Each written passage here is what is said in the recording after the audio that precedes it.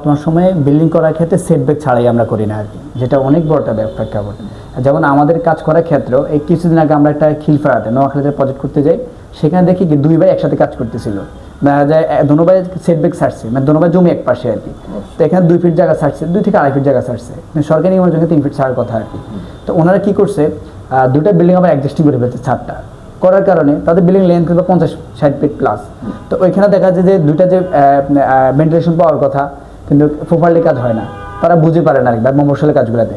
তখন আমি জিজ্ঞেস করলাম এটা কি ইঞ্জিনিয়ার দিয়ে করছে, ওটা ইঞ্জিনিয়ার দিয়ে করেছে, কিন্তু ওই ইঞ্জিনিয়ারদের প্ল্যান নিচে কাজ করছে, কিন্তু দেখা যায় সেই সময় ইঞ্জিনিয়ার পরামর্শ তারা নেয়নি। দর্শকদের প্রতি একটা আহ্বান থাকবে, যদি ইঞ্জিনিয়ার দিয়ে কাজ করেন ইঞ্জিনিয়ার পরামর্শ নিয়ে সব সময় কাজটা যাতে প্রপারলি হয় এটা কাজ করবেন, কারণ একটা বিল্ডিং 1-2 দিনের জন্য না। আর একটা কথা, যেমন অনেকে আছে আমাদের থেকে বই নিয়ে যায় ডিজাইন করে, নেওয়ার পরে ওই যে আপনার নিজের মতো করে মানুষ রড টড কমাই ফেলে, বা বলে একটা সময় তো বিল্ডিং করছি আর 16 মিলি রড 4টা দিয়ে আমরা 5 তালা হয়ে গেছে, এখন কেন 10টা লাগতেছে।